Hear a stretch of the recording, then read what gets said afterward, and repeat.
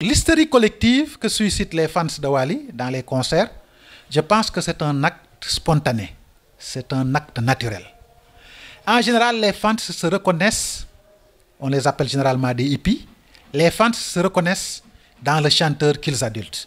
Et on a l'impression que dans les concerts de Wally Seck, il y a une hystérie collective. C'est-à-dire, c'est comme s'il y avait une symbiose, une relation fusionnelle entre Wally Ballago Seck et ses fans. Et en général, ces fans, c'est la jeunesse.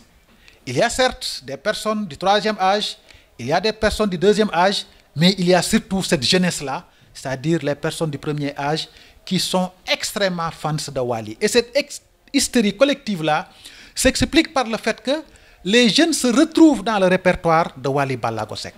Quand Wally Ballago Seck chante, c'est comme il chantait la jeunesse. Quand il explique une histoire, c'est comme si c'était l'histoire de chacun d'entre nous. Quand il évoque des situations et joue avec ses musiciens et ses chanteurs, tout le monde aurait aimé être là pour l'accompagner. En réalité, c'est la joie de vivre, c'est le bonheur qu'il partage avec ses fans qui font que très souvent, ces jeunes-là ne peuvent pas se retenir et ont envie d'aller sur la scène, de l'accaparer, de le tenir, de l'embrasser, n'est-ce pas, de lui faire des câlins, d'être avec lui.